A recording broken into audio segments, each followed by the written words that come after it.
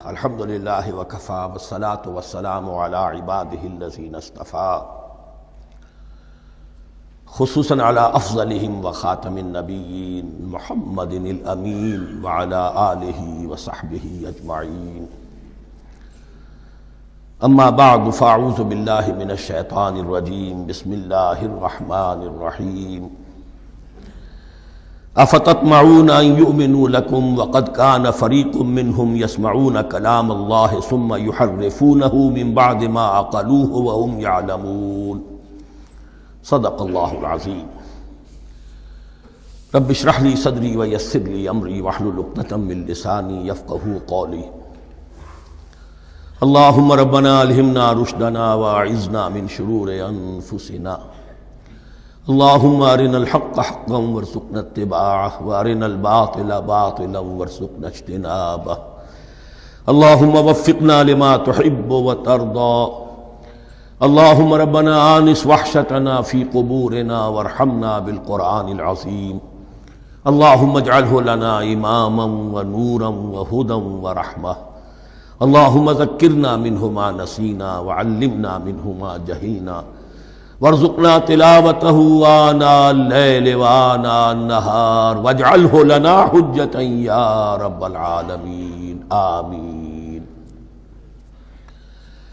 اب تک ہم نے سورہ بقرہ کے 8 رکوع اور اس پر مستزاد صرف 3 آیات کا مطالعہ کیا ہے۔ آج میں چاہتا ہوں کہ ہماری رفتار قدرے تیز ہو۔ تو یہ جو سلسلہ مضمون چل رہا ہے، خطاب بے امت سابقہ امت مسلمہ بنی اسرائیل، ان کے ساتھ خطاب کا سلسلہ سورہ بقرہ میں 5ویں رکوع سے شروع ہوا اور 15ویں رکوع کے آغاز تک چلے گا۔ یہ 10 رکوع ہیں۔ عرض کر چکا ہوں بار بار، اور اس کو میں چاہتا ہوں آپ اچھی طرح ذہن نشین کر لیں کہ اس میں سے پہلا رکوع جو ہے وہ دعوت کا ہے، وہ بہت فیصلہ کن ہے۔ یہی وجہ ہے کہ دیکھیے اس رکوع کا آغاز ہوا یا بنی اسرائیل اذکروا نعمتی التی انعمت علیکم واوفوا بعہدی اوف بعہدکم وایای فارہبون، اور خود بخود ظاہر ہو رہا ہے اسلوب کلام سے کہ اگلے رکوع سے بات کا رنگ بدل گیا ہے۔ یا بنی اسرائیل اذکروا نعمتی التی انعمت علیکم وانی فضلتکم علی العالمین واتقوا یوما لا تجزی نفس عن نفس شیئا ولا يقبل منها شفاعة ولا يؤخذ منها عدل ولا هم ينصرون۔ یہ تہدید کا انداز ہے، دھمکی کا انداز ہے۔ تو میں نے عرض کیا تھا کہ 5واں رکوع اس خطاب میں بمنزلہ فاتحہ ہے، بہت اہم ہے، اور بقیہ جو 9 رکوع ہیں ان میں بریکٹ کا انداز ہے کہ 2 آیتوں سے بریکٹ شروع ہوتی ہے، انہی 2 آیتوں پر بریکٹ ختم ہوگی۔ یہ ملامت کا خطاب ہے، اور ان کے خلاف ایک مفصل فرد قرارداد جرم جو ہے وائد کی گئی ہے، جس کے نتیجے میں وہ اس منصب سے معزول کر دیے گئے جس پر 2000 برس سے فائز تھے، اور ان کی جگہ پر اب امت محمد، نئی امت مسلمہ علی صاحب الصلاۃ والسلام، اب اس کا نصب، اس کی انسٹالیشن اور اس کی انسٹالیشن سیریمنی کے طور پر تحویل قبلہ کا معاملہ۔ یہ ربط کلام اگر سامنے نہ رہے تو انسان کھو جاتا ہے قرآن مجید کی طویل صورتوں کو پڑھتے ہوئے کہ بات کہاں سے چلی تھی، کدھر جا رہی ہے، کیا ربط ہے، کیا تعلق ہے، سیاق کلام کیا ہے۔ اس کو میں اس لیے بار بار، حالانکہ مجھے معلوم ہے کہ وقت کم ہے، لیکن میں اس چیز کو زیادہ اہمیت دے رہا ہوں۔ اب ان 9 رکوعوں کے مضامین میں کچھ تو واقعات ہیں، تم نے یہ کیا، تم نے یہ کیا، تم نے یہ کیا۔ ظاہر بات ہے ترجمہ تو کرنا ہوگا، کچھ مختصر وضاحت بھی کرنی ہوگی، لیکن ان کے تفصیل میں جانے کی ضرورت نہیں ہے۔ لیکن آپ نے دیکھا کہ کچھ واقعات کے بعد پھر کچھ ایسے یونیورسل ٹروتھس بیان ہوئے ہیں، ایسے عظیم حقائق کہ جو ابدی حقائق ہیں، ان کا کسی وقت سے، کسی قوم سے، کسی خاص گروہ سے تعلق نہیں، وہ تو اصول ہیں، سنت اللہ ہم انہیں کہہ سکتے ہیں، یا اللہ کے جو عام قوانین ہیں، قواعد ہیں اس کائنات میں۔ ایک تو قوانین ہے طبعیہ، فزیکل لاز، ایک مورل لاز ہیں کہ جو اس دنیا میں اللہ تعالیٰ کی طرف سے کار فرما ہے۔ تو جہاں وہ مورل لاز آتے ہیں جنہیں آپ کہا کرتے تھے جب بچپن میں کہانی پڑھی اور کہانی کے بعد لکھا اس کا مورل لیسن کیا ہے، اس کہانی سے سبق کیا حاصل ہوا، تو تھوڑے تھوڑے وقفے کے بعد وہ آیات آتی ہیں کہ جو اس گویا کہ اس سلسلہ کلام کے اندر یہ انتہائی اہمیت کی حامل ہے، اس لیے کہ وہ یونیورسل اہمیت کی حامل ہیں، اور ان میں در حقیقت ایک رہنمائی پوشیدہ ہے موجودہ امت مسلمہ کے لیے۔ مثلا جتنا حصہ ہم اب تک پڑھ چکے ہیں ان میں سے پہلے تو وہ آیت یاد کیجئے وَضُرِبَتْ عَلَيْهِمُ الذِّلَّةُ وَالْمَسْكَنَةُ وَبَاءُوا بِغَضَبٍ مِّنَ اللَّهِ۔ معلوم ہوا کہ ایسا ہو سکتا ہے کہ ایک امت مسلمان ہو، اس پر اللہ کے بڑے فضل ہوئے ہوں، بڑا اکرام ہوا ہو، بہت انعام ہوا ہو، پھر وہ اپنی بے عملی یا بد عملی کے باعث اللہ تعالیٰ کے غضب کی مستحق ہو جائے اور ذلت اور مسکنت اس پر تھوپ دی جائے۔ یہ ایک یونیورسل ٹروتھ وہاں سے نکل آیا کہ ہمیں سوچنا ہوگا، یہ ایک لمحہ فکریہ ہے امت مسلمہ کیا کہ کیا ہم تو کہیں آج اس پوزیشن میں نہیں ہیں۔ حدیث میں آپ کو سنا چکا ہوں لَيَأْتِيَنَّ عَلَىٰ أُمَّتِي مَا أَتَىٰ عَلَىٰ بَنِي إِسْرَائِيلَ حَسْبَ النَّعْلِ بِالنَّعْلِ۔ دوسرا اسی طرح کا یونیورسل ٹروتھ والا مقام تھا آخری جو ہم نے کل پڑھا ہے، ثُمَّ قَسَتْ قُلُوبُكُمْ وَهِيَ كَالْحِجَارَةِ أَوْ أَشَدُّ قَسْوَةً۔ کسی مسلمان امت کا یہ حال بھی ہو سکتا ہے کہ ان کے دل اتنے سخت ہو جائیں کہ سختی میں پتھروں کو اور چٹانوں کو مات دے جائیں۔ یہ بھی ایک کیفیت ہے جو سامنے آئی، حالانکہ قوم وہ ہے انی فضلتکم علی العالمین، از کجا تاب کجا، لیکن یہ حقیقت بھی ہمارے سامنے آئی کہ یہ چیزیں جو ہیں اپنی جگہ پر امکانات میں سے ہیں۔ البتہ یہاں ایک بات میں عرض کر دوں کہ اس قساوت قلبی میں پوری امت برابر مسلط جو ہے مبتلا نہیں ہوا کرتی، اس میں امت کے جو قائدین ہوتے ہیں اور امت مسلمہ کے قائدین اس کے علماء ہوتے ہیں، سب سے زیادہ شدت کے ساتھ یہ خرابی ان میں آتی ہے، اس لیے کہ باقی لوگ تو پیروکار ہیں، پیچھے چلتے ہیں، وہ اعتماد کرتے ہیں کہ یہ ہے اللہ کی کتاب کے پڑھنے والے، یہ ہے تورات کے حامل، یہ جانتے ہیں، وہ ان کے پیچھے پیچھے چل رہے ہوتے ہیں۔ لیکن جو لوگ جان بوجھ کر اللہ کی کتاب میں تحریف کر رہے ہوں، انہیں تو پتہ ہے ہم کیا کر رہے ہیں۔ جو لوگ جان بوجھ کر حق کو پہچان کر اس کا انکار کر رہے ہیں، انہیں تو پتہ ہے کہ ہم کیا کر رہے ہیں۔ در حقیقت یہ سزا ان پر آتی ہے۔ یہ بات اب ان آیات میں جو آج ہم پڑھنے چلے ہیں بہت زیادہ واضح ہو جائے گی انشاءاللہ۔ فرمایا افتطمعون ان یؤمنوا لکم، تو اے مسلمانوں کیا تم یہ توقع رکھتے ہو کہ یہ ایمان لے آئیں گے تم پر، تمہاری بات مان لیں گے؟ ظاہر بات ہے مسلمانوں کو توقع تھی کہ مشرکین مکہ تو بہت دور تھے دین سے، توحید سے دور، رسالت کا کوئی تصور ہی نہیں، کتاب کوئی ان کے پاس تھی ہی نہیں۔ یہ تو یہود ہیں اور ان کے پاس تو کتاب رہی ہے، یہ موسیٰ کے ماننے والے ہیں، یہ توحید کے علم بردار ہیں، یہ آخرت کا بھی اقرار کرتے ہیں، تو ان کو جھٹپٹ مان لینا چاہیے۔ تو جو مسلمانوں کے دل میں، عام مسلمانوں کے دل میں جو حسن ظن تھا، اب در حقیقت یہ اس کو ایڈریس کیا جا رہا ہے۔ افتطمعون ان یؤمنوا لکم، تمہیں بڑی طمع ہے، کوشش ہے، تمہاری خواہش ہے، آرزو ہے، تمنا ہے، توقع ہے کہ یہ بات مان لے گے تمہاری۔ وَقَدْ كَانَ فَرِيقٌ مِّنْهُمْ يَسْمَعُونَ كَلَامَ اللَّهِ ثُمَّ يُحَرِّفُونَهُ مِن بَعْدِ مَا عَقَلُوهُ وَهُمْ يَعْلَمُونَ، جبکہ حال یہ ہے کہ ان میں سے ایک جماعت، ایک گروہ وہ بھی ہے کہ جو اللہ کے کلام کو سن کر پھر اس میں تحریف کرتا رہا ہے، اس کے بعد کہ اس کو سمجھ لیتا تھا اور اچھے جان بوجھ کر تحریف کرتا تھا۔ اب ظاہر بات وہ گروہ کون ہوں گے؟ علماء ہی تو ہیں نا۔ عام آدمی تو تحریف نہیں کر سکتا تھا، تحریف کرنے والے تو علماء تھے۔ افتؤمنون ان یؤمنوا لکم وقد کان فریق منهم یسمعون کلام اللہ ثم یحرفونہ من بعد ما عقلوہ وهم یعلمون واذا لقوا الذین آمنوا قالوا آمنا۔ اب دیکھیے ایک بات بڑی عجیب سامنے آئے گی کہ جس طرح منافقین مسلمانوں میں تھے، ایسے ہی منافقین یہود میں بھی تھے۔ یہود میں سے کچھ لوگ ایسے تھے کہ جن پر حق جب منکشف ہو گیا، اور کچھ ان کی صالح فطرت بھی تھی، اب وہ آنا چاہتے تھے اسلام کی طرف، لیکن اپنے خاندان کو، گھر والوں کو، اپنے کاروبار کو، اپنے قبیلے کو چھوڑنا بھی ممکن نہیں تھا، اور قبیلوں کی سرداری جو ہے وہ ان کے علماء یہود کے پاس ہے۔ تو دل ان کے کچھ صاف ساتھ آ چکے تھے اہل ایمان کے، اور جب وہ اہل ایمان سے ملتے تھے تو کبھی کبھی باتیں بھی بتا، ہاں یہ بات جو محمد کہہ رہے یہ تورات میں لکھی ہوئی تھی، واقعی یہ بات یوں ہی تھی۔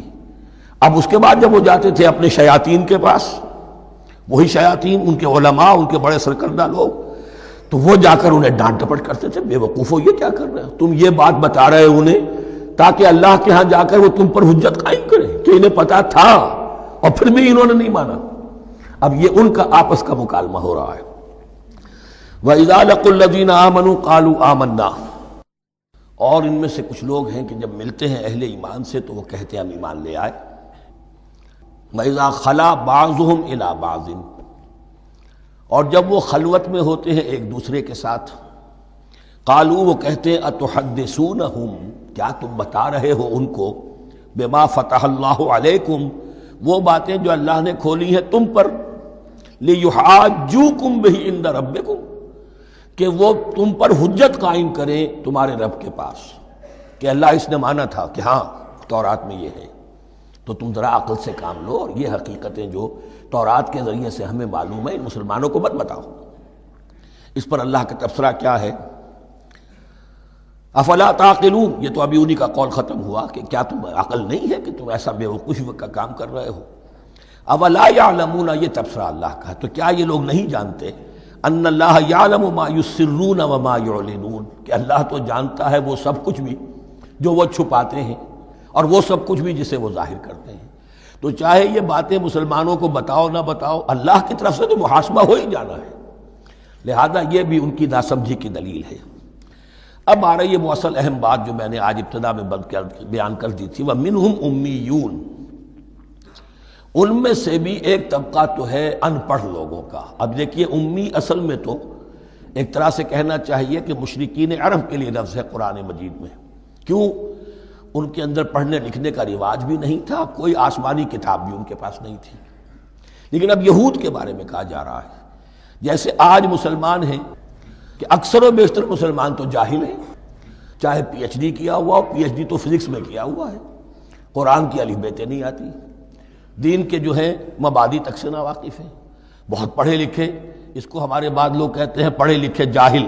آج کی عظیم اکثریت مسلمانوں کے پڑھے لکھے مسلمانوں کی وہ پڑھے لکھے جاہلوں پر مشتمل ہے، اس میں شامل کر لیجئے ہماری اکثریت جو ہے ہی بغیر پڑھی لکھی۔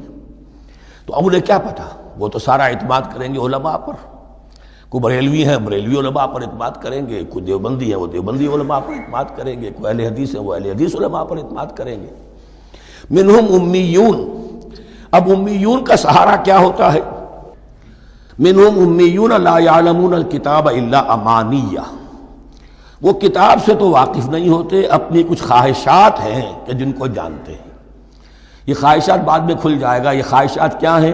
ہم تو اسرائیلی ہیں، ہم تو اللہ کے محبوب ہیں، ہم تو امت محمد میں ہیں، ہماری تو شفاعت ہو ہی جائے گی، یہ امانی ہے۔ تلک امانیہم، اور ہمیں تو جہنم میں داخل کیا بھی تو تھوڑے سے عرصے کے لیے، ہمیں نکال لیا جائے گا، یہ امانی ہے۔ تو ان کے پاس تو یہ تو ان امانی، امنیہ کہتے ہیں خواہش، امانی اس کی جمع ہے، یہ اپنی خواہشات، انگریزی کا لفظ صحیح تعبیر کرے گا وشفل تھنکنگ، یہ اپنی اس وشفل تھنکنگ کے سہارے جی رہے ہیں، علم ان کے پاس ہے ہی نہیں۔ وَإِنْهُمْ إِلَّا يَظُنُّونَ، اور وہ نہیں کچھ کر رہے مگر ظن و تخمین، گمان ہے، ان کے اپنے من گھڑت خیالات ہیں۔ فَوَيْلٌ لِّلَّذِينَ يَكْتُبُونَ الْكِتَابَ بِأَيْدِيهِمْ، تو اصل ہلاکت اور بربادی اور ویل کے بارے میں بعض روایات یہ بھی آئی ہیں کہ وہ جہنم کا وہ طبقہ ہے جس سے خود جہنم پناہ مانگتی ہے، سخت ترین۔ تو وہ ویل، وہ تباہی جو ہے ان کے لیے ہے جو کتاب لکھتے ہیں اپنے ہاتھ سے، ثم یقولون ھذا من عند اللہ، اور پھر کہتے ہیں یہ اللہ کی طرف سے ہے، لیشتروا بہ ثمنا قلیلا، تاکہ حاصل کر لیں اس سے کچھ بڑی گھٹیا سی حقیر سی قیمت، یعنی فتویٰ نویسی جس کا معاملہ ہے۔ اب کوئی شخص آیا، اس نے ایک رائے پوچھی، انہوں نے اپنا جو بھی ہے وہ لکھا، کہا یہی دین کا تقاضا ہے، بس یہی علم ہے، یہی اللہ کی بات ہے۔ اب اس میں کتنا کچھ واقعتاً انہوں نے صحیح بات کہی ہے، کتنی ہٹ درمی سے کام لیا ہے، کتنی کسی رشوت کے مبنی کو رائے دی ہے، خود بدلتے نہیں قرآن کو بدل دیتے ہیں، ہوئے کس درجہ فقیہان حرم بے توفیق۔ تو یہ ان کے علماء کا کردار تھا۔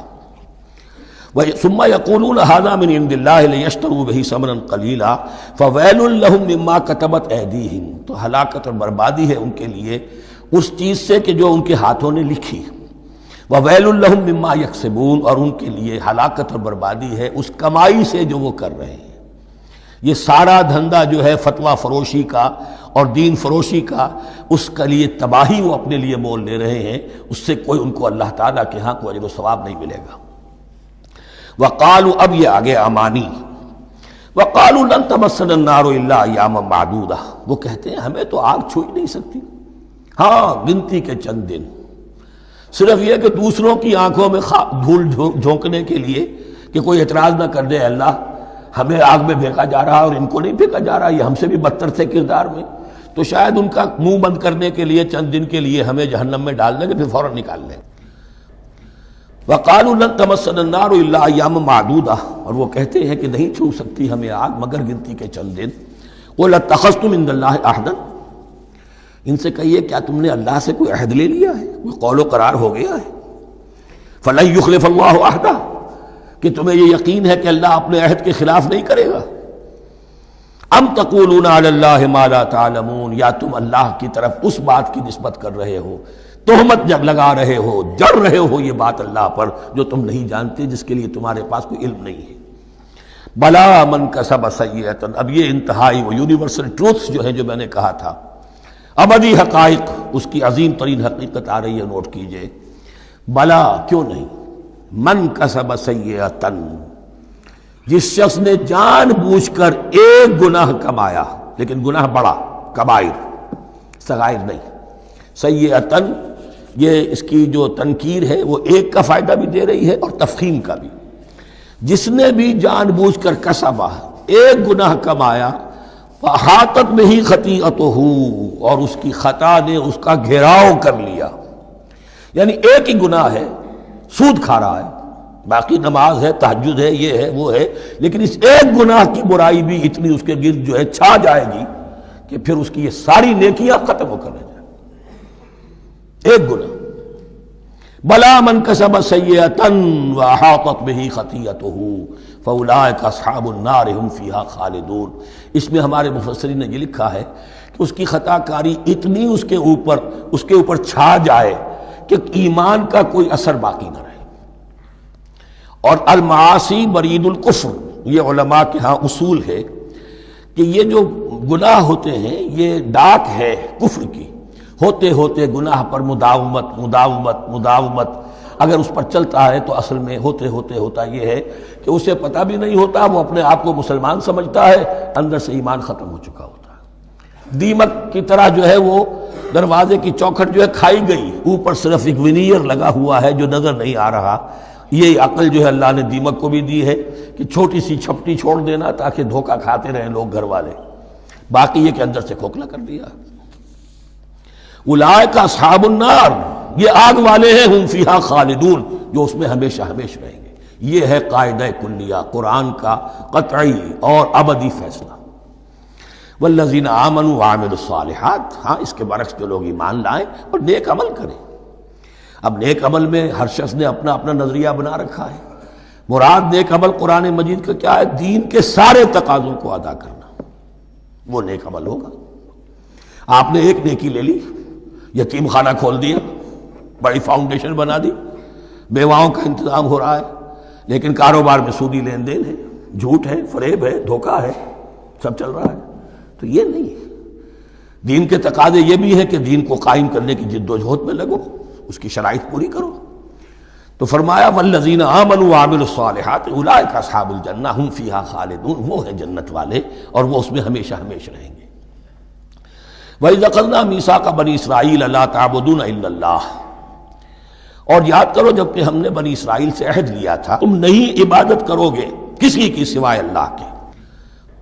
وَبِالْوَالِدَيْنِ إِحْسَانًا، اور اس کے ساتھ دوسرا حکم، اور یہ اہم مقام ہے کہ اللہ کے حق کے فوراً بعد والدین کے حق کا ذکر قرآن مجید میں 4 مقامات پر آیا، ان میں سے ایک مقام یہ ہے وَبِالْوَالِدَيْنِ إِحْسَانًا، والدین کے ساتھ نیک سلوک کرو گے، وَذِي الْقُرْبَى، اور قرابت داروں کے ساتھ بھی، وَالْيَتَامَى، اور یتیموں کے ساتھ بھی، وَالْمَسَاكِينَ، اور محتاجوں کے لیے بھی، وَقُولُوا لِلنَّاسِ حُسْنًا، اور لوگوں سے اچھی بات کہو، اچھی بات کہو، صحیح بات کہو، امر بالمعروف کرتے رہو، نیکی کی دعوت دیتے رہو۔ وَأَقِيمُوا الصَّلَاةَ وَآتُوا الزَّكَاةَ، اور نماز قائم کرو، قبائل قائم رکھو اور زکوٰۃ ادا کرو گے، یہ گویا کہ معاہدہ ہو رہا ہے۔ ثُمَّ تَوَلَّيْتُمْ، پھر دیکھو تم نے اس سے پیٹھ موڑ لی، إِلَّا قَلِيلًا مِّنكُمْ، سوائے تم میں سے تھوڑے سے لوگوں کے، وَأَنْتُمْ مُعْرِضُونَ، اور تم ہو ہی پھر جانے والے، تمہاری یہ عادت گویا کہ طبیعت ثانیہ ہے۔ اب ایک خاص مثال آ رہی ہے، اس کے بعد پھر ایک بہت بڑا یونیورسل ٹروتھ آئے گا۔ مثال کیا ہے؟ اللہ نے ان سے ایک عہد لیا تھا، وَإِذْ أَخَذْنَا مِيثَاقَكُمْ، ہم نے تم سے یہ عہد بھی لیا تھا، لَا تَسْفِكُونَ دِمَاءَكُمْ، دیکھو اپنا خون نہیں بہاؤ گے، یعنی آپس میں جنگ نہیں کرو گے، لڑو گے نہیں، تم بنی اسرائیل ایک وحدت بن کر رہو گے، جیسے کہ قرآن مجید میں آیا ہے انما المؤمنون اخوۃ، تم بھائی بھائی ہو، لا تسفکون دماءکم، اپنا خون نہیں بہاؤ گے، ولا تخرجون انفسکم من دیارکم، اور نہ ہی تم نکالو گے اپنے کچھ لوگوں کو ان کے گھروں سے۔ اب یہاں مجھے وضاحت کرنی پڑے گی ورنہ بات سمجھ میں نہیں آئے گی کہ جب حضرت یوشع ابن نون کی سرکردگی میں بنی اسرائیل نے فلسطین کو فتح کرنا شروع کیا، اور سب سے پہلے جیریکو فتح کیا گیا شہر، اس کے بعد جب سارا فلسطین فتح کر لیا تو انہوں نے ایک مرکزی حکومت قائم نہیں کی، 12 قبیلوں نے 12 حکومتیں بنا لی، جیسے 12 چشمے تھے پانی کے ویسی 12 حکومتیں۔ اب ظاہر بات ہے جہاں 12 حکومتیں ہوں گی تو وہ طوائف الملوکی جس کو کہتے ہیں، آپس کی کھٹ پٹ ہوتی تھی، جنگیں ہوتی تھی، پھر ان میں سے ایک دوسرے پر حملہ کر کے وہاں کے لوگوں کو نکال باہر کرتے تھے، بھاگنے پر مجبور کر دیتے تھے، تو یہ تھی ان کی کیفیت۔ لیکن اس کے بعد پھر جب وہ لوگ چلے گئے کہیں کفار کے ملک میں چلے گئے، اب کفار نے جو ہے ان کو لا کر اور ان کے سامنے ان کے ہاں بیچنا چاہا، چونکہ غلام بن گئے وہاں جا کر، یا انہوں نے غلام بنا لیا، تو اب فدیہ دے کر چھڑا رہے ہیں کہ ہمیں حکم دیا گیا ہے کہ جو بھی تمہارا اسرائیلی بھائی ہو اس کو فدیہ دے کر چھڑا لو اگر کہیں وہ اسیر ہو جائے۔ تو ایک حکم کو تو مانا نہیں اور دوسرے پر عمل ہو رہا ہے۔ حکم تو یہ تھا کہ آپس میں خون ریزی کرو ہی نہیں، وہ اس حکم کو تو توڑ دیا، لیکن بڑے متقیانہ انداز میں اب جو اس وقت اس کی وجہ سے جو غلام بن گئے یا اسیر ہو گئے اب ان کو چھڑوا رہے کہ اللہ کا حکم ہے، شریعت کا حکم ہے۔ یہ ہے وہ تضاد جو مسلمان امتوں کے اندر ہو جاتا ہے، اس پر آئے گا وہ یونیورسل ٹروتھ۔ وَإِذْ أَخَذْنَا مِيثَاقَكُمْ لَا يَسْتَسْفِكُونَ دِمَاءَكُمْ، جب یاد کرو جب ہم نے تم سے عہد لیا تھا کہ تم اپنا خون نہیں بہاؤ گے، وَلَا تُخْرِجُونَ أَنفُسَكُم مِّن دِيَارِكُمْ، اور نہ ہی تم اپنے آپ کو اپنے لوگوں کو ان کے گھروں سے نکالو گے، ثُمَّ أَقْرَرْتُمْ وَأَنْتُمْ تَشْهَدُونَ، پھر تم نے اقرار کیا تھا، اس عہد کو اور قول و قرار کو مان لیا تھا پورے شعور کے ساتھ، تشہدون مانتے ہوئے، ثُمَّ أَنْتُمْ هَؤُلَاءِ، پھر تم وہی ہو، تم ہی ہو وہ تو تقتلون انفسکم، اپنے ہی لوگوں کو قتل بھی کرتے ہو، وتخرجون فریقا منکم من دیارہم، اور اپنے ہی لوگوں میں سے کچھ لوگوں کو ان کے گھروں سے باہر نکالتے ہو، تظاہرون علیہم بالاسم والعدوان، ان پر چڑھائی کرتے ہو گناہ کے ساتھ بھی اور زیادتی کے ساتھ بھی، وَإِن یاتوکم اسارا، اور اگر وہ قیدی بن کر تمہارے پاس آتے ہیں تفادوہم، تو اب تم ان کا فدیہ دے کر انہیں چھڑاتے ہو، وَهُوَ مُحَرَّمٌ عَلَيْكُمْ إِخْرَاجُهُمْ، حالانکہ ان کا تو نکالنا ہی تم پر حرام کیا گیا تھا۔ اب یہ واقعہ آپ نے پڑھ لیا، سمجھ لیا، اب دیکھیے اس سے جو سبق ہے، مورل لیسن ہے جو ابدی ہے، أَفَتُؤْمِنُونَ بِبَعْضِ الْكِتَابِ وَتَكْفُرُونَ بِبَعْضٍ، تو کیا تم ہماری شریعت کے ایک حصے کو مانتے ہو اور ایک کو نہیں مانتے؟ اب دیکھیے یہ الفاظ اب ہوں گے تعویل عام، جہاں کہیں بھی یہ طرز عمل ہوگا تو یہ آیت اس کو کور کرے گی۔ افتؤمنون ببعض الکتاب وتکفرون ببعض، تو کیا تم مانتے ہو ہماری کتاب کے ایک حصے کو اور ایک کو نہیں مانتے؟ فما جزاء من یفعل ذلک منکم، تو نہیں ہے کوئی سزا اس کی جو یہ حرکت کرے تم میں سے، الا خزی فی الحیات الدنیا، سوائے اس کے کہ دنیا کی زندگی میں رسوائی ہو، ذلت ہو، ویوم القیامہ، اور قیامت کے دن یردون الی اشد العذاب، وہ لوٹا دیے جائیں شدید ترین عذاب میں، وما اللہ بغافل عما تعملون، اور اللہ تعالیٰ غافل نہیں ہے اس سے جو تم کر رہے ہو۔ آج امت مسلمہ پر 100% یہ آیت منطبق ہو رہی، پورے دین پر چلنے کو تیار نہیں، ہر گروہ نے کوئی ایک شے حلال کر لی اپنے لیے، ملازم پیشہ طبقہ ہے، رشوت حلال ہے، کیا کرے اس کے بغیر گزارا نہیں ہوتا، کاروباری طبقہ ہے، سود کیا کرے اس کے بغیر تو یہ کاروبار چلتا نہیں، فلاں ہر ایک کے لیے، ہر ایک نے، تو نیکی اور بدی کا ایک امتزاج ہے، کل دین جب تک وہ نہ ہو تو اس کی سزا یہ ہے خزی فی الحیات الدنیا، وہ ہمارے اوپر ہے، ضربت علیہم الذلۃ والمسکنہ، وہ خز اور وہ ذلت اور مسکنہ تھوپ دی گئی ہے، باقی رہ گیا قیامت کا معاملہ، فَيَوْمَ الْقِيَامَةِ يُرَدُّونَ إِلَىٰ أَشَدِّ الْعَذَابِ، شدید ترین عذاب میں۔ تو اپنے طرز عمل سے تو ہم اس کے مستحق ہو گئے ہیں، باقی اللہ تعالیٰ کی رحمت جو ہے دستگیری فرما لے، اس کا اختیار ہے۔ لیکن دھمکی کا پھر انداز دیکھیے، وَمَا اللَّهُ بِغَافِلٍ عَمَّا تَعْمَلُونَ، اللہ غافل نہیں ہے اس سے جو تم کر رہے ہو۔ ہر سال عمرہ فرما کے آ رہے ہیں، کس رقم سے فرما کر آ رہے ہیں یہ اللہ کو معلوم ہے، یہ حلال سے کمائی تھی یا حرام سے۔ رمضان مبارک میں حرم میں پہلی صف میں جگہ ریزرو کرائی ہوئی ہے سیٹھ صاحب نے، اور وہاں کے شرطوں کو بھی رشوتیں دیتے ہیں، اور وہ سمجھتے ہیں کہ ہم تو سارا نہا دھو کر آ گئے، سال بھر جو بھی حرام کمائی کی تھی سب پاک ہو گئے۔ اللہ نا واقف نہیں ہے، اللہ تمہاری داڑھیوں سے دھوکہ نہیں کھائے گا، اللہ تمہارے اماموں سے اور ابا اور قبا سے دھوکہ نہیں کھائے گا۔ He knows you through and through, He sees you through and through۔ وَمَا اللَّهُ بِغَافِلٍ عَمَّا تَعْمَلُونَ أُولَٰئِكَ الَّذِينَ اشْتَرَوُا الْحَيَاةَ الدُّنْيَا بِالْآخِرَةِ، یہ وہ لوگ ہیں جنہوں نے دنیا کی زندگی اختیار کر لی ہے آخرت کو چھوڑ کر۔ فَلَا يُخَفَّفُ عَنْهُمُ الْعَذَابُ وَلَا هُمْ يُنصَرُونَ، تو اب ان کے لیے نہ تو ان سے عذاب میں تخفیف کی جائے گی اور نہ ان کی کوئی مدد کی جائے گی۔ وَلَقَدْ آتَيْنَا مُوسَى الْكِتَابَ وَقَفَّيْنَا مِن بَعْدِهِ بِالرُّسُلِ، اور ہم نے موسیٰ کو کتاب دی تورات، اور قفینا من بعدہ بالرسل، اور پھر اس کے بعد پے بپے لگاتار ہم رسول بھیجتے رہے۔ ایک بات نوٹ کر لیجئے گا، لفظ رسول اور لفظ نبی میں کچھ فرق ہے، اس وقت تفصیل میں جانے کا موقع نہیں ہے، لیکن یہ تین جوڑے الفاظ کے ایسے ہیں قرآن مجید کی اصطلاحات کے کہ وہ تینوں مترادف کے طور پر بھی استعمال ہو جاتے ہیں اور علیحدہ علیحدہ اپنا مفہوم بھی رکھتے ہیں۔ اور اس کا ایک اصول یہ علماء نے بنایا ہے کہ اذا اجتمع تفرقا واذا تفرقا اجتمع۔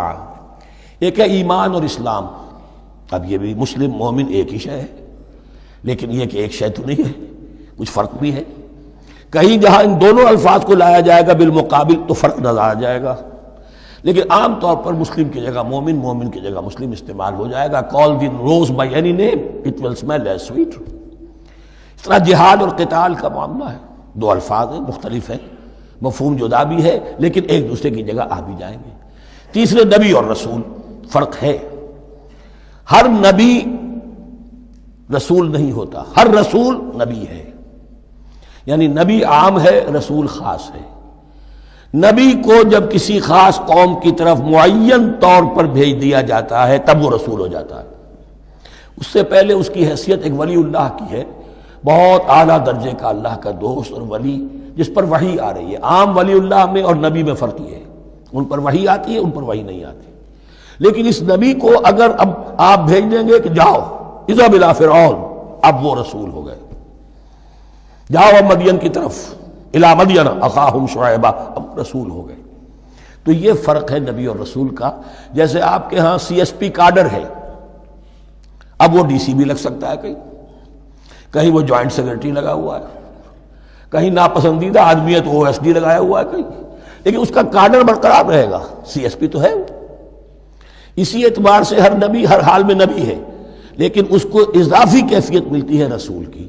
اور ایک بات یہ نوٹ کر لیجئے، نبیوں کو قتل بھی کیا گیا ہے، رسول قتل نہیں ہو سکتے۔ اللہ کا فیصلہ یہ ہے کہ لاغلبن انا ورسولی، میں اور میرے رسول تو غالب آ کر رہیں گے۔ جب بھی کسی قوم نے کسی رسول کی جان لینے کی کوشش کی ہے، اس قوم کو برباد کر دیا گیا اور رسول اور اس کے ساتھیوں کو بچا لیا گیا۔ یہ معاملہ ہوا ہے اللہ کا تمام رسولوں کے ساتھ، نبیوں کے ساتھ نہیں۔ حضرت یحییٰ نبی تھے، قتل کر دیے گئے۔ حضرت عیسیٰ رسول تھے، قتل نہیں کیے جا سکتے تھے، ان کو زندہ آسمان پر اٹھا لیا گیا، اب وہی دوبارہ آئیں گے۔ تو رسول جو ہے وہ قتل نہیں ہوتا، اور اسی اعتبار سے حضور کی بڑی گہری تمنا تھی، لَوَدِدتُّ أَنْ أُقْتَلَ فِي سَبِيلِ اللَّهِ ثُمَّ أُحْيَا ثُمَّ أُقْتَلَ ثُمَّ أُحْيَا، میری بڑی خواہش ہے میں اللہ کی راہ میں قتل ہو جاؤں، پھر زندہ کیا جاؤں، پھر قتل کیا جاؤں، پھر اللہ کی راہ میں پھر زندہ کیا جاؤں، پھر قتل کیا جاؤں۔ لیکن اللہ نے یہ خواہش آپ کی پوری نہیں کی، اس لیے کہ آپ اللہ کے رسول تھے۔ اب یہاں نوٹ کیجئے گا، یہاں لفظ رسول تو آ گیا ہے لیکن یہ نبی کے معنی میں ہے۔ قفینا من بعدہ بالرسل، اس لیے کہ رسول حضرت موسیٰ کے بعد حضرت عیسیٰ ہی ہے، درمیان میں پروفٹس ہیں، یہ prophets of the Old Testament, یہ انبیاء ہیں، لیکن ان کے لیے لفظ رسول آ گیا ہے۔ وآتینا عیسی ابن مریم البینات وایدناہ بروح القدس، اور ہم نے عیسیٰ کو بڑی واضح نشانیاں دیں، حصی معجزات جتنے حضرت مسیح کو دیے گئے ہیں ویسے اور کسی نبی کو نہیں دیے گئے۔ یہ بعد میں تذکرہ آ جائے گا سورہ آل عمران میں۔ اور ہم نے مدد کی ان کی روح القدس کے ساتھ، حضرت جبرائیل کی خاص تائید انہیں حاصل تھی۔ ظاہر بات ہے، میں نے عرض کیا ہے کہ جو معجزہ ہوتا ہے وہ کسی نبی کی اپنی طاقت سے اس کا ظہور نہیں ہوتا، رسول کے کسی طاقت سے، یا کرامت کسی ولی اللہ کے اپنے اختیار میں نہیں ہوتی، یا اللہ کی طرف سے، اور اس کے لیے ظہور جو ہوتا ہے وہ فرشتوں کے ذریعے سے۔ ایدناہ بروح القدس افکلما جاءکم رسول بما لا تہوی انفسکم۔ اب یہاں پر تبصرہ ہو رہا ہے، جو بھی کچھ یہود نے کیا حضرت مسیح کے ساتھ، وہ چونکہ معلوم ہے اس کا تذکرہ نہیں کیا، صرف اس پر تبصرہ ہو رہا ہے۔ تو جب بھی کبھی تمہارے پاس کوئی رسول آیا، بما لا تہوی انفسکم، وہ چیز لے کر جو تمہارے جیوں کو، تمہارے من کو بھائی نہیں، اچھی نہیں لگی، استکبرتم، تم نے استکبار کیا، وہی استکبار جو عزازیل نے کیا تھا اور ابلیس بن گیا، ابا واستکبر۔ استکبرتم ففریقا کذبتم وفریقا تقتلون، تو کچھ کو تو تم نے صرف ان کی تردید ہی کی اور کچھ کو تم نے قتل بھی کیا۔ تقتلون، تو یہ انبیاء کے قتل ہو سکتا ہے۔ اور نمبر دو ایک رائے یہ دی گئی ہے، تقتلون جو ہے قتل تم نہیں آیا ہے، یہ فعل مضارع ہے، اور فعل مضارع کے اندر ایک فعل جاری رہتا ہے، ختم نہیں ہوتا، گویا کہ تم قتل کرنے کی کوشش کرتے رہے۔ بعض لوگوں کی تو جان کے در پہ ہو گئے۔ وقالوا قلوبنا غلف، اور انہوں نے کہا ہے کہ ہمارے دل تو غلافوں کے اندر بند ہیں۔ یہ اس کو ملائیے پہلی آیت جو آج ہم نے پڑھی ہے، افتطمعون ان یؤمنوا لکم، تو اے مسلمانوں کیا تم یہ توقع رکھتے ہو اور چاہتے ہو کہ یہ تمہاری بات مان لیں گے؟ ان کی اس خواہش کے جواب میں جو وہ کہتے تھے وہ یہ قول ہے، وقالوا قلوبنا غلف، ہمارے دل غلافوں میں ہیں، میاں تمہاری بات ہم پر اثر نہیں کر سکتی، جاؤ کسی اور سے بات کرو۔ آج بھی آپ کو یہ الفاظ سننے کو مل جائیں گے، قلوبنا غلف، ہمارے دل تو غلافوں میں ہیں، بڑے مضبوط ہیں، مستحکم ہیں، تمہاری بات اس میں گھر کر ہی نہیں سکتی۔ بل لعنہم اللہ بکفرہم، یہ ہے تبصرہ۔ جس کو یہ کہہ رہے ہیں کہ ہمارے دل محفوظ ہیں اور غلافوں میں ہیں، حقیقت میں تو ان پر لعنت ہو چکی ہے اللہ کی طرف سے ان کے کفر کی وجہ سے۔ فقلیلا ما یؤمنون، تو واقعتاً اب کم ہی ہوں گے ان میں سے جو ایمان لائیں گے۔ وَلَمَّا جَاءَهُمْ كِتَابٌ مِّنْ اللَّهِ مُصَدِّقٌ لِّمَا مَعَهُمْ، اب یہاں پر ذکر ہو رہا ہے خود حضور صلی اللہ علیہ وسلم کا، اور جب آ گئی ان کے پاس کتاب اللہ کے پاس سے، یعنی یہ قرآن، مصدق لما معہم، جو اس کی تصدیق کرتے ہوئے آیا جو ان کے پاس ہے۔ میں اس کی وضاحت کر چکا ہوں، قرآن ایک طرف تصدیق کرتا ہے تورات اور انجیل کی، اور دوسری طرف وہ مصداق بن کر آیا ہے تورات اور انجیل کی پیشن گوئیوں کا۔ وَكَانُوا مِن قَبْلُ يَسْتَفْتِحُونَ عَلَى الَّذِينَ كَفَرُوا، اور ان کا حال یہ تھا کہ وہ آخری کتاب اور آخری نبی کے حوالے اور واسطے سے اللہ تعالیٰ سے فتح کی دعائیں کیا کرتے تھے کافروں کے خلاف۔ ہوتا کیا تھا کہ یہ تین قبیلے مدینے میں آ گئے کہ جو یہودی تھے، بنو قینقاع، بنو نذیر اور بنو قریظہ، اسی میں وہاں رہتے تھے اوس اور خزرج جو یمن سے آئے تھے، اصل عربی قبائل تھے، پھر آس پاس کے قبائل بھی تھے، وہ سب کے سب امیین میں سے تھے، ان کے پاس نہ کوئی کتاب، نہ کوئی شریعت، نہ کسی نبوت سے آگاہ۔ اب ان کے آپس میں جب لڑائیاں ہوتی تھیں اور یہ مار کھاتے تھے، سرمایہ دار تھے، دولت والے تھے، عام طور پر بزدل تھے، لہذا جب بھی کبھی مقابلہ ہوتا تھا مار کھاتے تھے۔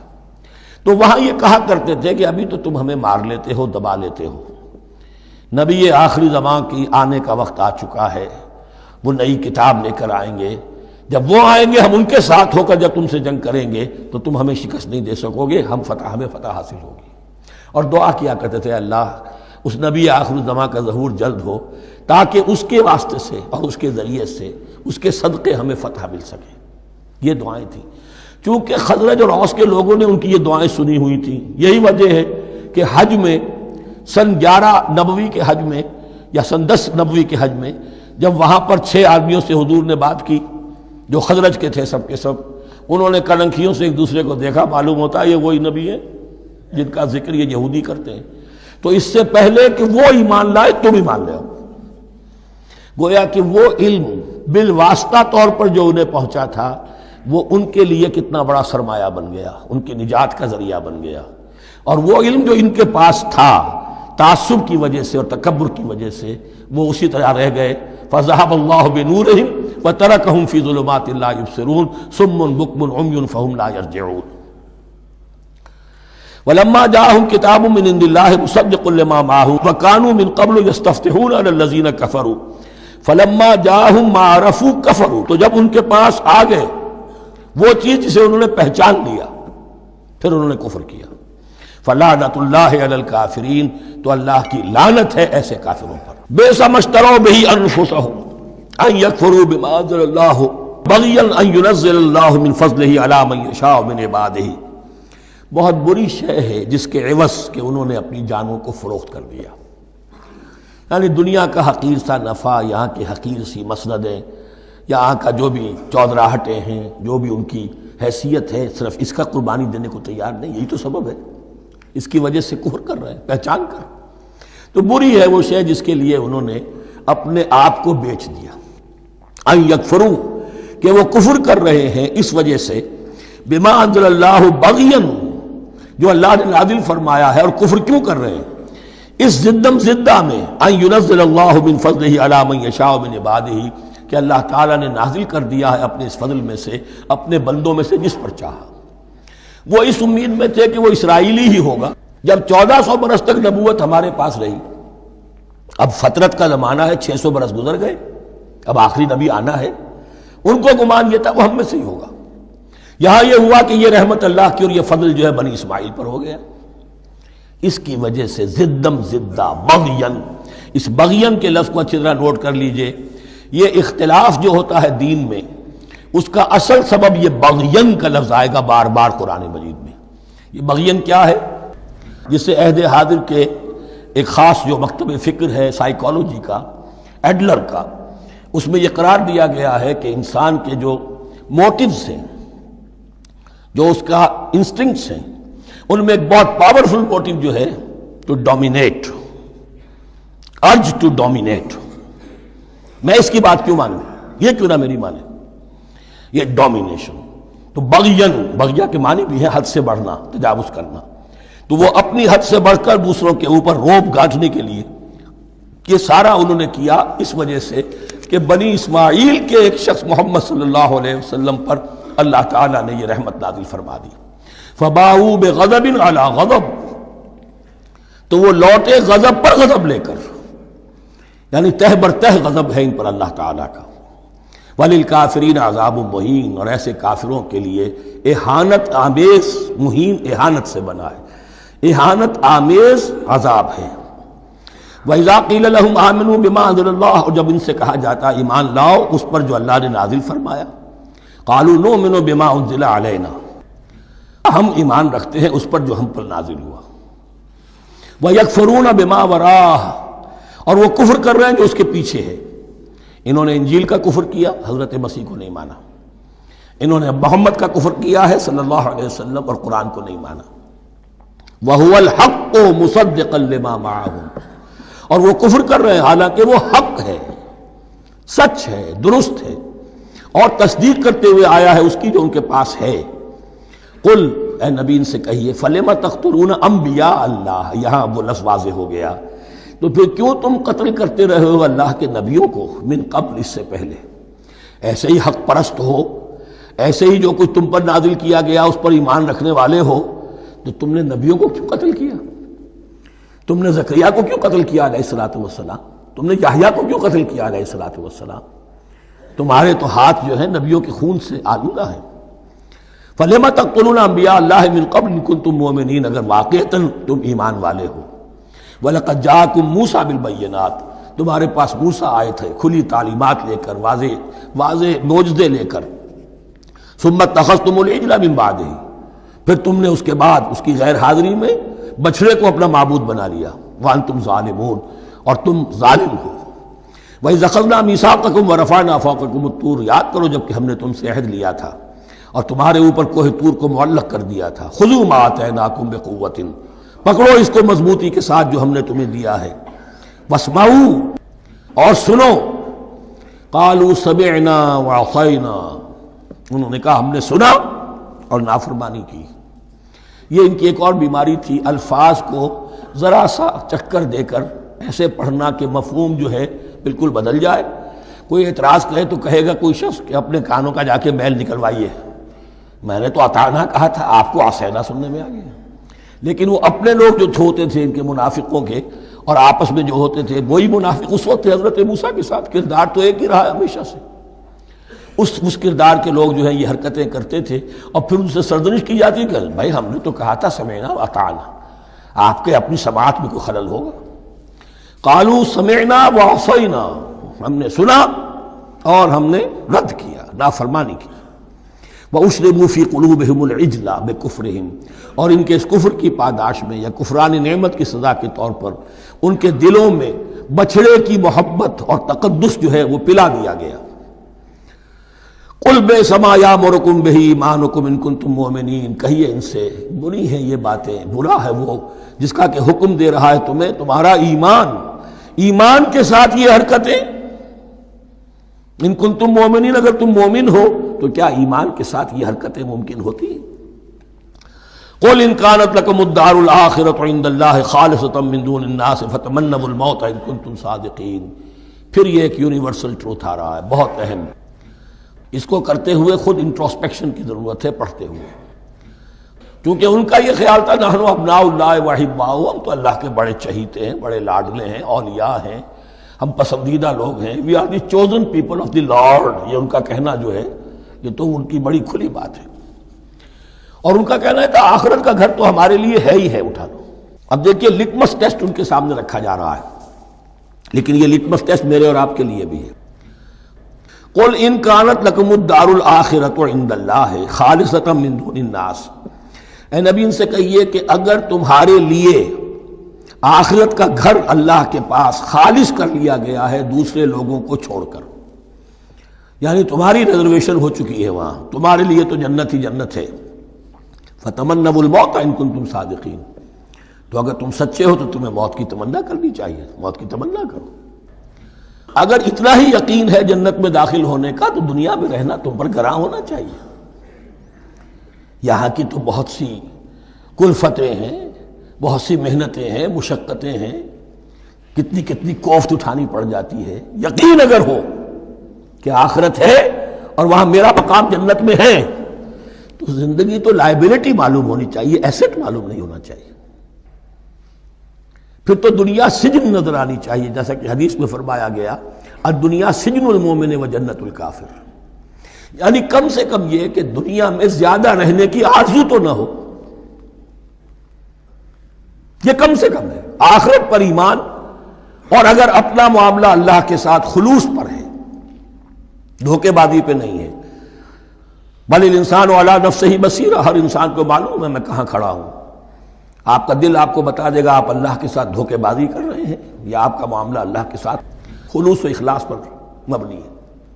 اگر یقین ہے کہ خلوص و اخلاص پر ہے تو پھر تو یہ ہے کہ زندگی ایسٹ نہیں لائبلٹی، اور دنیا باغ نہیں قید خانہ نظر آنا چاہیے، اور اس میں انسان رہتا ہے ایک مجبوراً، اللہ نے بھیجا ہے رہنا ہے، جو اس کی طرف سے ذمہ داریاں عائد کی گئی ہیں وہ ادا کرنی ہے، لیکن یہاں رہنے کی خواہش یہ اگر ہے تو یا تو آخرت پر ایمان نہیں یا اپنا اللہ کے ساتھ معاملہ خلوص اور اخلاص پر مبنی نہیں۔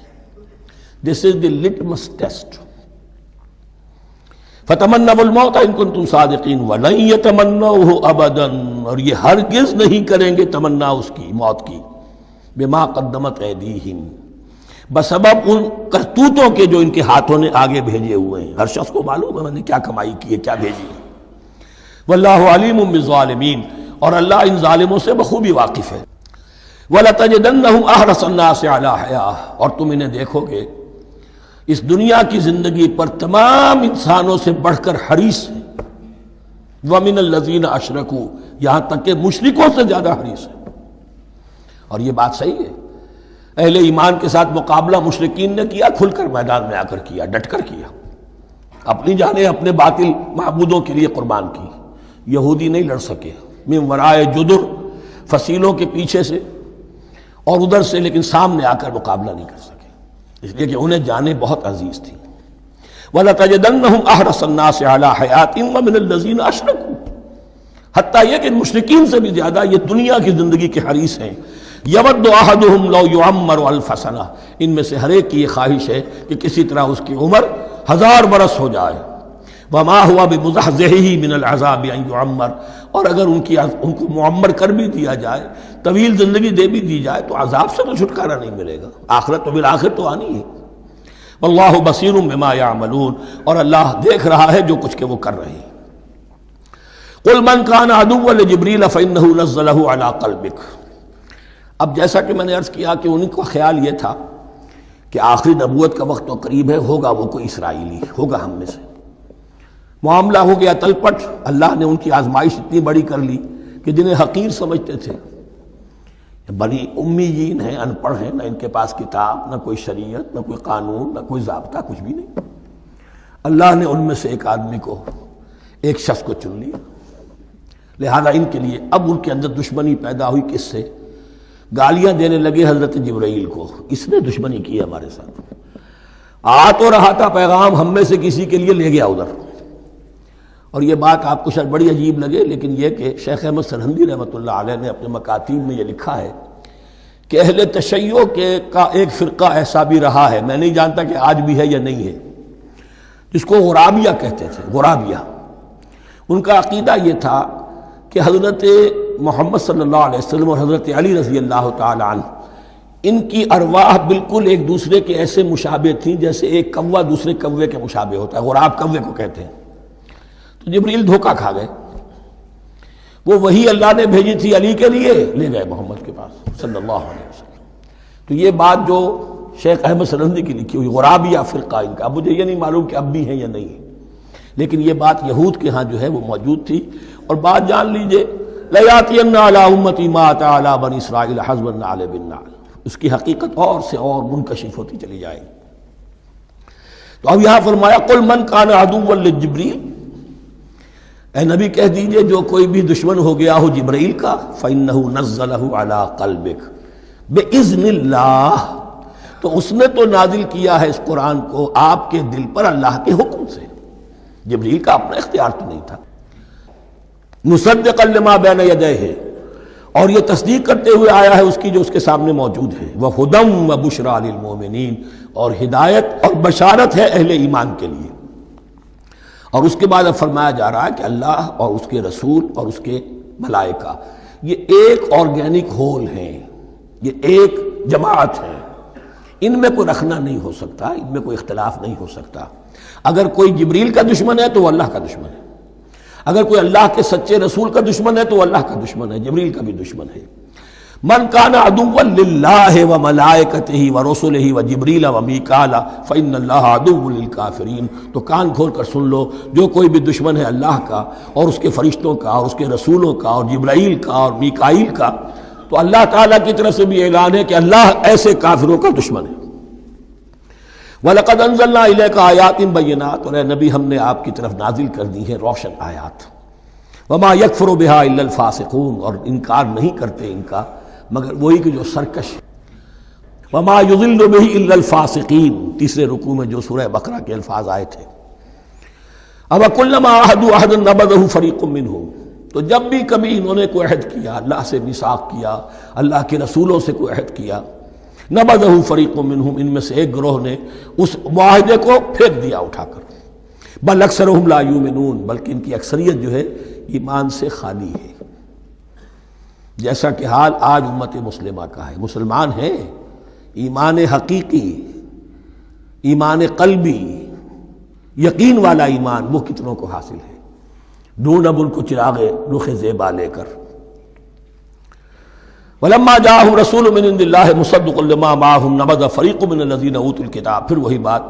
اور جب آئے ان کے پاس اللہ کی طرف سے ایک رسول یعنی محمد صلی اللہ علیہ وسلم، مصدق لما معہم، اور تصدیق کرتے ہوئے آئے ہیں اس کی جو ان کے پاس موجود ہے، ان کے ساتھ ہے. نبذ فریق من الذین اوتوا الکتاب کتاب اللہ وراء ظہورہم، ان کی ایک گروہ، ان کی ایک جماعت نے اللہ کی کتاب کو اپنی پیٹھوں کے پیچھے پھینک دیا. کانہم لا یعلمون، گویا کہ وہ جانتے ہی نہیں. انجانے سے ہو کر رہ گئے، نہیں ہمیں کچھ پتہ نہیں۔ ان کے عوام پوچھتے ہوں گے کیا یہ وہی نبی ہیں جن کا ذکر نہیں، کیا بولے، کوئی یقین سے نہیں کہہ سکتے، کچھ نہیں، ابھی دیکھیں گے، تیل دیکھو، تیل کی دھار دیکھو، کأنہم لا یعلمون، جیسے انہیں علم نہیں۔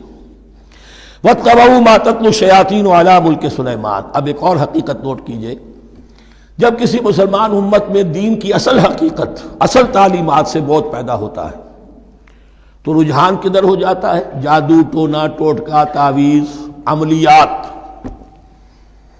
قرآن کی عملیات۔ قرآن اترا تھا کسی اور کے لیے، کام کے لیے، یہ اس کو ذریعہ بناتے ہیں دشمن کو زیر کرنے کے لیے۔ محبوب آپ کے قدموں میں آ کر گرے گا، عمل قرآنی ہے، اتنے 100 روپے کا آپ لے جائیے تو مل جائے گا۔ یہ دندے ہمارے ابھی چل رہے ہیں، خوب چلتے ہیں، اور میں سمجھتا ہوں کہ سب سے زیادہ فلرشنگ کاروبار جو ہے وہ اس طرح کا ہے۔ ہینگ لگے نہ پھٹکڑی، نہ آپ کو کوئی اس میں محنت کرنے کی ضرورت ہے، نہ اس کے اندر آپ کو انویسٹ کرنے کی ضرورت ہے، اور کاروبار چلتا۔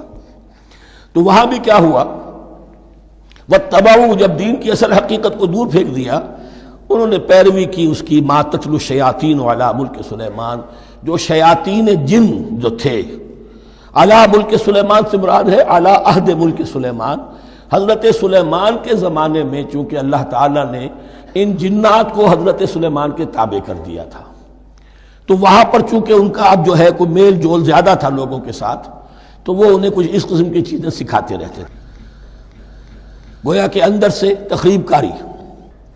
واتبعوا ما تتلو الشیاطین علی ملک سلیمان وما کفر سلیمان ولکن الشیاطین کفروا۔ اور سن لو، سلیمان نے کبھی کفر نہیں کیا، بلکہ یہ شیاطین تھے کہ جو کفر کرتے تھے۔ جادو کفر ہے،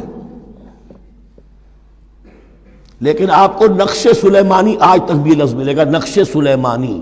آج بھی مسلمان بھی ان چیزوں کو حضرت سلیمان کی طرف منسوب کر رہے ہیں، وہ ظلم اب بھی جاری ہے۔ وما کفر سلیمان ولکن الشیاطین کفروا یعلمون الناس السحر، وہ لوگوں کو جادو سکھاتے تھے۔ وما انزل علی الملکین ببابل ہاروت و ماروت، اور جو کچھ نازل کیا گیا 2 فرشتوں پر، ہاروت اور ماروت پر، بابل میں۔ بابل یہ ہے پرانا عراق، بیبلونیا۔ نبوکدنضر بھی بیبلونیا کا بادشاہ تھا، نمرود بھی بیبلونیا کا بادشاہ تھا۔ عراق کے بادشاہوں کا لقب ہی تھا نمرود، نماردہ اس کی جمع ہے۔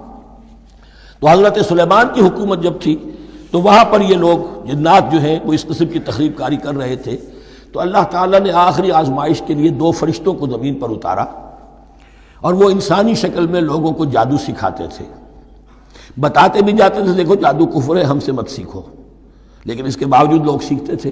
تو گویا کہ ان پر اتمام حجت ہو گیا کہ اب ان کے اندر خباثت جو ہے پوری طریقے سے گھر کر چکی ہے۔